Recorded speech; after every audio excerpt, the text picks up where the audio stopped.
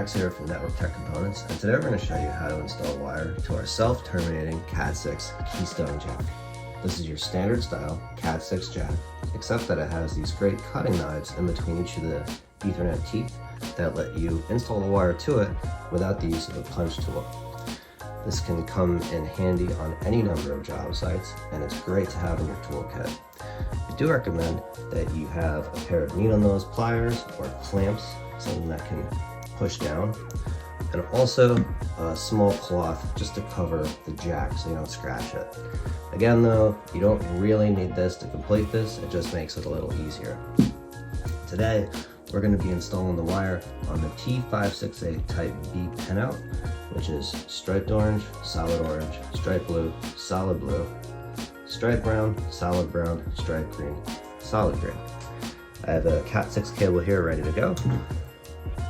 And before you begin, if you organize your wires where they're going to go, it makes it a little easier to complete the install. So we have our wires all set up. What we're going to do is we're going to place them in the teeth, get them to push down between the cutting blades. We're going to take the dust cover, put it on top and squish it, and then we're going to break each of the wires off. So we're going to start with striped orange and solid orange.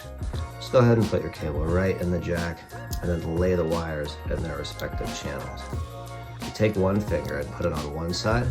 As you pull the other side down, it helps to make the first step of this multi-step install. So we got that there. Now we need striped blue and solid blue. So those are in their channels. Just put your finger right on top to cover it. I'm going to do striped brown, solid brown, and lastly, striped green, solid green. Give them a little tug, pull them down, get them set. Perfect. So now with all of our wires in their respective channels, we're going to take our dust cover, we're going to put it on top, and we're going to push it down. Take your time when you do this step because you want to make sure all of the Ethernet cables are where they need to go. So now with the dust cover on top, use a little effort and push it down. This is going to get the wires to go into the cutting spots. Now, as I said before, using a pair of pliers or clamps can make this much easier. And if you get a little cloth, it'll protect the cover from any scratches from your tool. Just put it on top and underneath, and then take your pliers, give it a little squish.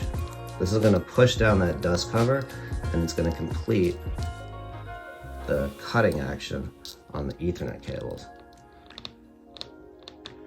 There we go. Now, keep your finger on top because you're still going to be moving stuff around.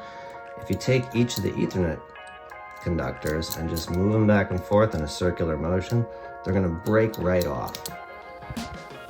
They're already pierced by the knives, and this just simply breaks the conductors right off, giving you a nice sheer install. For the other side, just twist it around in a circle and it'll come right up. Make sure that you keep your finger on top of the dust cover to prevent anything from coming up. And also, when you're moving the cables back and forth, if you pull down, it'll keep the install nice and tight.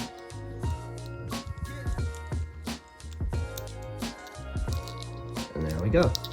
Give the dust cover one last push just to make sure that it's on there tight. And we have a Cat 6 jack